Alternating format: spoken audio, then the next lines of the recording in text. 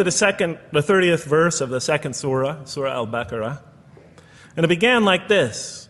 It said, "Behold, your Lord said to the angels, I am going to place a vicegerent on earth." The Arabic word is khalifa. It means a representative or an emissary of mine. "I am going to place a vicegerent on earth." And they said, the angels said, "Will you place therein one who will spread corruption and shed blood, while we celebrate your praises and glorify your holiness?"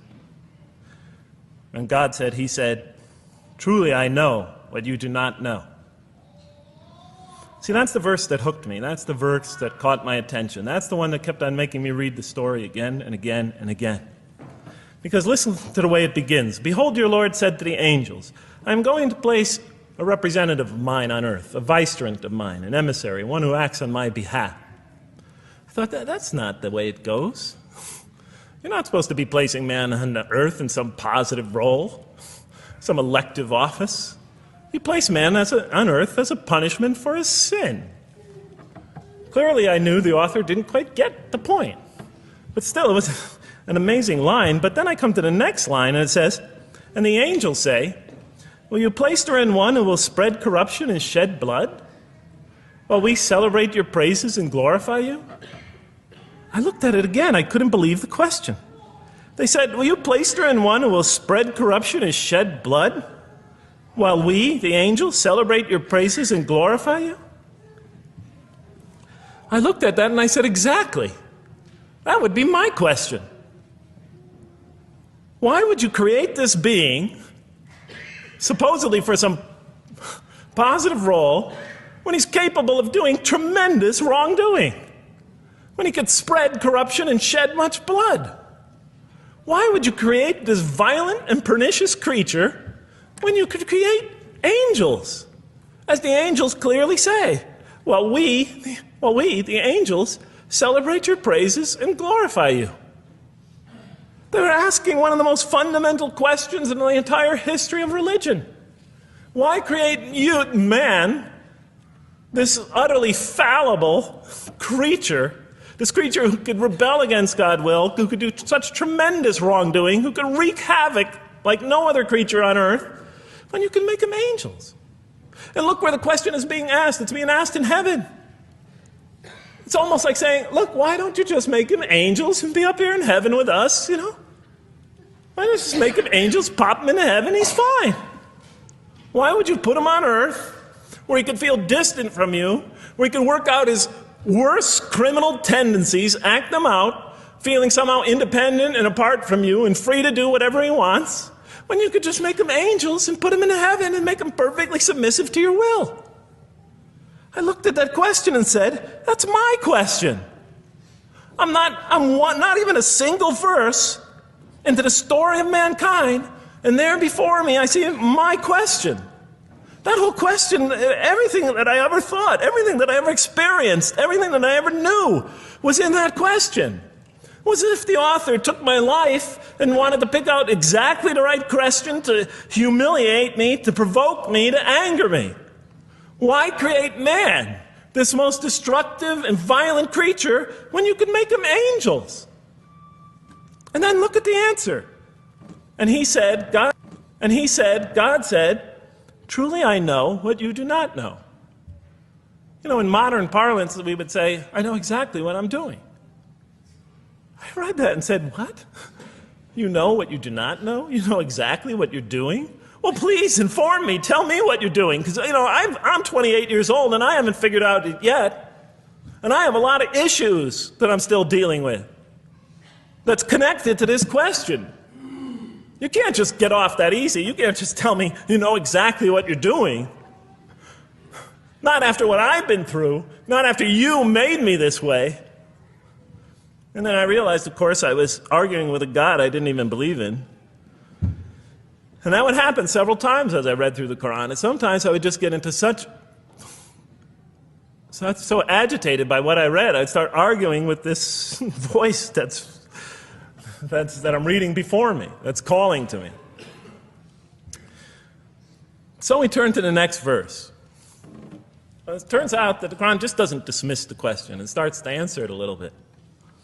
And in the next verse it says, And he taught Adam, God taught Adam, the names of all things. And then he placed them before the angels and said, "Tell me their names if you are right." So this verse is clearly referring to the previous one.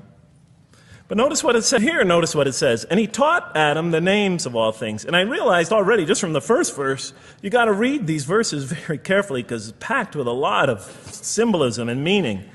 And he taught Adam the names of all things. So here we see Adam is not only just a creature who knows how to name things, who's acquiring the gift of language, but he's also a learning creature. God is teaching him.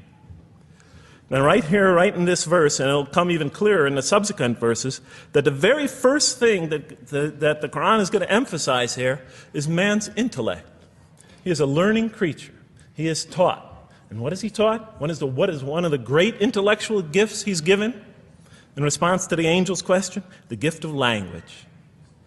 Because through language, mankind could not only learn, but he could learn things not only through his own experience, but he could learn things that other people have experienced of times and places that are hundreds, thousands of years and miles separated from him.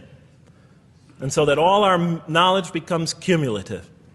Every generation learning from the generation before it. I'm learning today from authors I read from other sides of the world that may have existed 2,000 years ago. And so we all contribute to our collective learning and knowledge. And so I'll see later in the Quran, when the Quran will emphasize this again and again and again. Like in one verse it says, "Read in the name of your Lord who created a man out of a tiny creature that clings." Read, it commands the reader. "For your Lord is most bountiful." Why is he most bountiful? What great gift did he give you? "For he taught man the use of the pen, and through it taught him what he otherwise could not know." And time again, the Quran will call upon man to use his intellectual faculties and swear by his intellectual faculties and to use them correctly. And he taught Adam the names of all things. And then he placed them before the angels and said, "Tell me their names if you are right." Okay, you have this you have this natural question about this creation of mankind. Here, this mankind is this human being, this human creature is a learning creature. He has many intellectual gifts. Here, I'm going to place these things before you. Tell me their names if you are right about man. And what did the angels say? In the next verse they say, "Glory to you. We have no knowledge except what you have taught us. In truth, it is you who are knowing, the wise." They say this task, this intellectual test that's put before them is beyond their grasp. Notice what they emphasize. We have no knowledge. This would take knowledge. This would take an intellect that they don't possess. In truth, it is you who are knowing, the wise. You got it. It's easy for you. You're the knowing, the wise. You have knowledge. You have wisdom. But this would take knowledge and wisdom that is beyond us. And so in the next verse we read, and he said, "O Adam, tell them their names." And when he had told them their names, notice how it's just like it's nothing for him. For mankind, he has this phenomenal ability. And when he had told them their names, God said, "Did I not tell you that I know what is unseen in the heavens and the earth? And I know what you reveal and conceal?" He's clearly going back to the angel's question. Yes, you have these natural concerns about the creation of mankind. Yes, he could do these evil things. But look at this tremendous intellect he has. This is something you have overlooked, that you haven't considered. And that's clearly the point of these verses. God said, "Did I not tell you that I know what is unseen in the heavens and the earth? And I know what you reveal and what you conceal?" In other words, didn't I tell you I know exactly what I'm doing? And then in the next, "And didn't I not tell you that I know what you reveal and conceal?" I looked at that. What question what did they reveal and what did they conceal? What did their question reveal and conceal? I thought about it for a minute. Oh, it's obvious. What did their question reveal? You just go back and look at the question. It revealed the sinful and sinister propensities of man. I mean, it's obvious, right? They revealed the sinister and evil propensities of man. But what did their question conceal? And all you have to do is think about it for a minute. Human beings, yes, they could do evil. Yes, they could do wrong. Yes, they could create misery. But they could also do exactly the opposite. They could choose to do evil. They could choose to do tremendous good. They could choose to do tremendous violence. They could choose to show tremendous compassion. They could choose to be, to live by falsehood. They could choose to live by the greatest truths. Said to the angels, bow down to Adam, and they bowed down. But not so Iblis. Iblis is Satan, this rebellious force, this evil prompter, the one who whispers into the human heart. He comes into being. And with the introduction of Satan, we have the introduction of evil, that evil influences on human beings.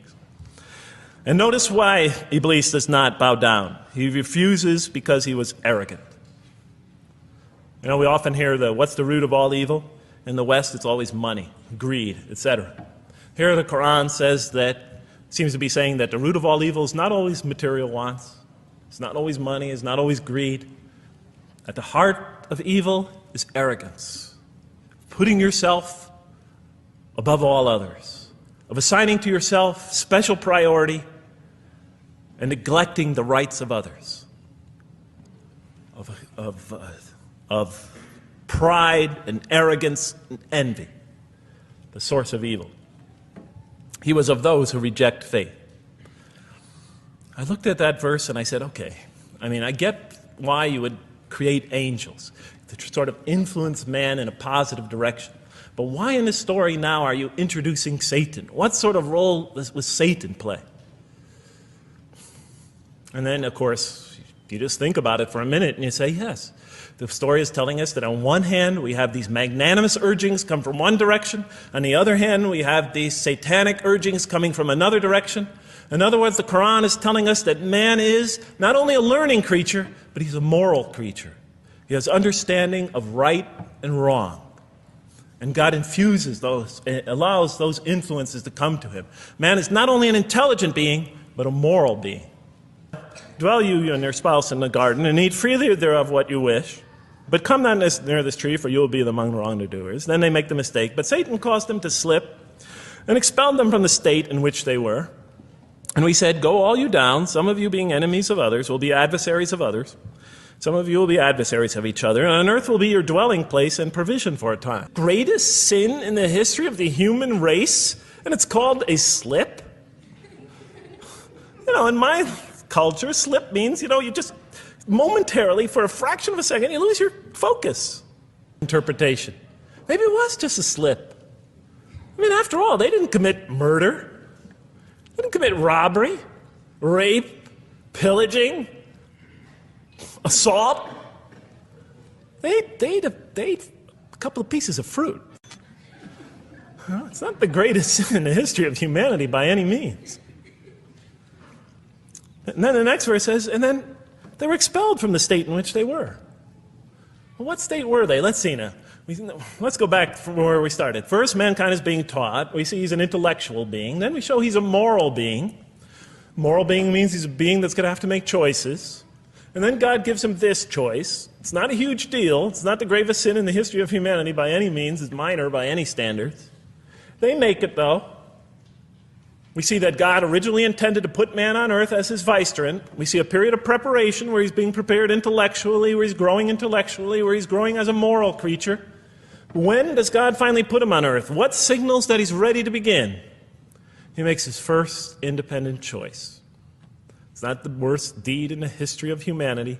It's minor on anybody's scale, but it shows that mankind is ready to act on his own.